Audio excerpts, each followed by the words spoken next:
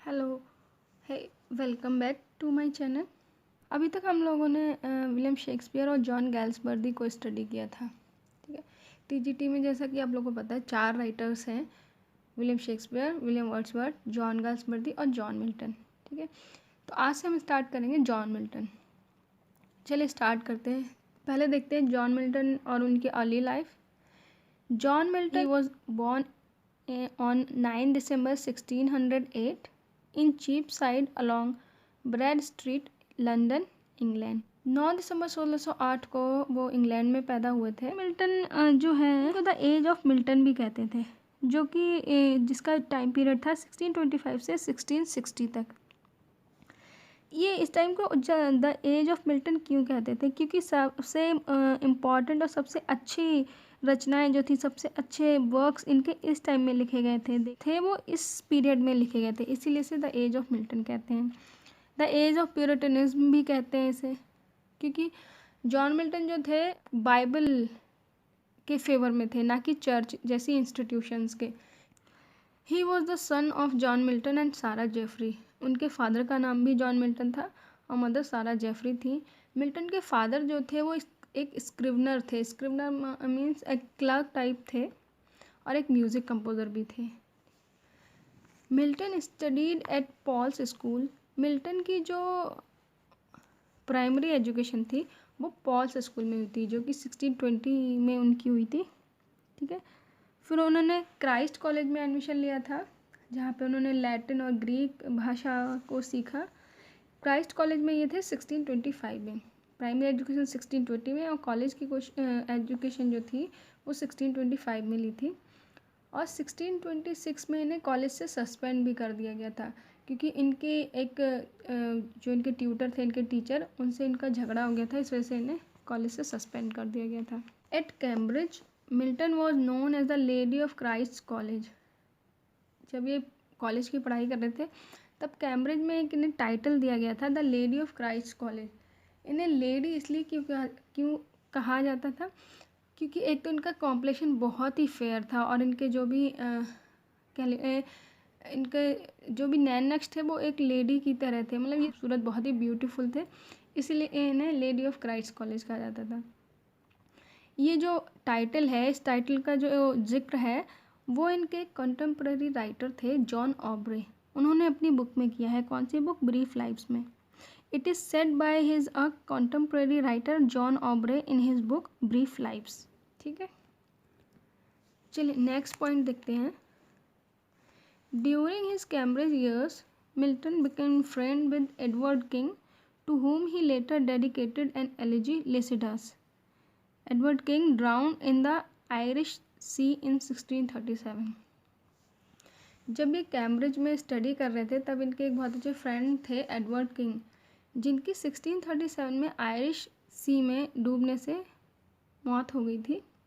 उनको डेडिकेट करते हुए इन्होंने एक एलिजी लिखी थी, पेस्टोरल एलिजी, जो थी लेसिडास। और ये लेसिडास जो written in 1637 and published in 1638। Lycidas in collection of elegies entitled Justa Eduardo King Naufrago। इस टाइटल से इनकी एक वॉल्यूम पब्लिश हुई थी एलिजीज की, जिसमें लिसिडस पब्लिश हुई थी। डॉक्टर जॉनसन जो थे उन्होंने जॉन मिल्टन को उनकी लिसिडस इस पेस्टोरल एलिजी के लिए बहुत क्रिटिसाइज़ किया था। हालांकि पैराडाइज लॉस्ट के लिए उन्होंने उनको बहुत एडमायर किया, बट इसके लिए उन्होंने एक कोट बोला था, वो था easy, vulgar and therefore disgusting. ये डॉक्टर जॉनसन ने मिल्टन की लिसिडास के लिए पढ़ लिया। द एज ऑफ मिल्टन 1625 से 1660 तक कहा जाता है, जिसे द एज ऑफ प्यूरिटनिज्म भी कहते थे। ही ग्रेजुएटेड इन 1632 फ्रॉम कैम्ब्रिज से ग्रेजुएट हुए थे 1632 में। अब इनकी मैरिजेस की बात कर लेते हैं। जॉन मिल्टन ने 3 शादियाँ की थी। ठीक है, फर्स्ट मैरिज जो हुई थी इनकी 1642 में मिल्टन ने की थी एक 17 साल की लड़की मैरी पॉवेल से। उस टाइम ये 34 ईयर्स के थे। In 1642 Milton married a 17-year-old girl Mary Powell, and that time Milton was 34 years. This was not a good marriage. फिर भी इनकी मैरिज से 4 चिल्ड्रन थे, 3 गर्ल्स और 1 सन। सेकेंड मैरिज नवंबर 1656 में हुई थी कैथरीन वुडकॉक के साथ। और थर्ड मैरिज जो थी वो एलिजाबेथ मिशेल के साथ इन्होंने 1663 में की थी। इस तरह जॉन मिल्टन ने 3 शादियां की थी। Unhappy in his marriage, condemning to England divorce law, he wrote 2 divorce tracts. क्योंकि इन्होंने 3 शादियां की फिर भी इनकी मैरिज लाइफ कोई खास हैप्पी नहीं रही। इन्होंने इंग्लैंड डिवोर्स लॉ को कंडेम करते हुए 2 ट्रैक्ट्स लिखे थे डिवोर्स पे बेस्ड। एक था doctrine and discipline of divorce और दूसरा था the judgment of Martin Bucer concerning. ये दोनों आए थे 1643 में। ठीक है, इन्होंने डिवोर्स पे बेस्ड ये 2 जब ट्रैक्ट लिखे तो इनको एक निकनेम दे दिया गया, मिल्टन द डिवोर्सर। ठीक है, नेक्स्ट पॉइंट है when Milton wrote judgment of Martin Bucer, the stationers company tried to censor that tract. After that, in the favor of free press, wrote Aeropagitica in 1644. तो Milton ने जब divorce पे based 2 tract लिखे थे तो उनमें से एक था जजमेंट ऑफ मार्टिन ब्यूसर। जब वो ये लिखने का पब्लिश इन्होंने कराना चाहा या दिखाना चाहा सोसाइटी को, तो उन्हें कुछ कंपनीज ने उनके इस ट्रैक को सेंसर करना चाहा, रोकना चाहा।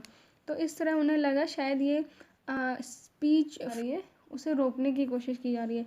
तो इसके अगेंस्ट फ्रीडम ऑफ प्रेस के फेवर में इन्होंने एक अपना वर्क लिखा था एरोपेजिटिका, जो कि 1644 में आया था। इस पे बहुत बार क्वेश्चन बनता है, मोस्टली बनता ही है कि जॉन मिल्टन का ऐसा कौन सा वर्क है जो फ्रीडम ऑफ प्रेस पे बेस्ड है, मतलब ऐसा कौन सा, तो वो है एरोपेजिटिका। या एरोपेजिटिका की थीम क्या है, वो किस पे बेस्ड है, तो वो है फ्रीडम ऑफ प्रेस के लिए लिखा गया था। नेक्स्ट क्वेश्चन है king Charles is publicly beheaded इन जनवरी 30, 1640।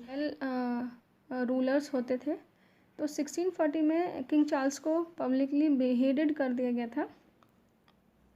और उनके अपोजिट जो थे, वो ओपोनेंट थे ओलिवर क्रॉमवेल, जो कि रिपब्लिकन गवर्नमेंट को लीड कर रहे थे।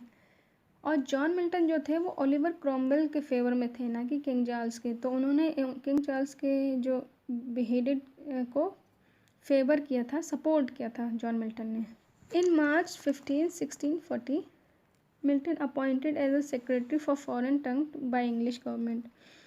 फिर जब उन्हें किंग चार्ल्स को हटा दिया गया तो उसके बाद 1640 में जॉन मिल्टन को फॉरेन सेक्रेटरी, मान लीजिए फॉरेन मिनिस्टर के पोस्ट पे अपॉइंट किया गया। His play Comus which was written in praise of chastity है, वो प्रेज ऑफ चेस्टिटी। चेस्टिटी होता है किसी भी गर्ल का, हिंदी में कह लिए सतीत्व, सेक्रेडनेस, उसका पवित्रता उसकी जो होती है वो होती है चेस्टिटी। प्ले में, ड्रामा में यही दिखाया गया है कि जो उसकी मेन कैरेक्टर है जो गर्ल, वो अपनी चेस्टिटी को नहीं खोती है, उसे मैले से उसे गंदा नहीं होने देती है, वो पवित्र रहती है। इसी को प्रेज करते हुए उन्होंने ये प्ले लिखा है। ये जो प्ले है वो फर्स्ट टाइम परफॉर्म हुआ था लुडलो कैसल में इन 29 सितंबर 1634 को। 1638 से 1639 तक 1639 तक जॉन मिल्टन ने यूरोप ट्रैवल किया था। इस यूरोपियन टूर में इनके साथ इनके चाइल्डहुड फ्रेंड थे एक चार्ल्स डियोडाटी, जिनकी इस यूरोपियन टूर के दौरान डेथ हो गई थी। इनको डेडिकेट करते हुए उन्होंने एक एलिजी कंपोज की थी जिसका नाम था एपिटैफियम डेमोनिस। वो की थी जुलाई 1639 में। इन July 1639 he composed an elegy Epitaphium Demonis for his childhood friend Charles Diodati। ठीक है, नेक्स्ट पॉइंट है in July 1639 there was a civil war between England parliamentarians and royalist. 1639 में एक वॉर हुआ था, उसके बाद ही 1640 में किंग चार्ल्स को पब्लिकली बिहेडेड कर दिया था।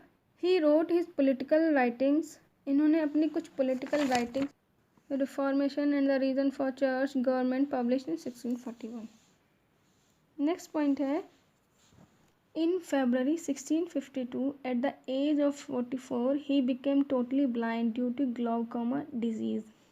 ठीक है, 1652 में जब जॉन मिल्टन 44 साल के थे तो ग्लाउकोमा बीमारी की वजह से वो पूरी तरह ब्लाइंड हो गए थे।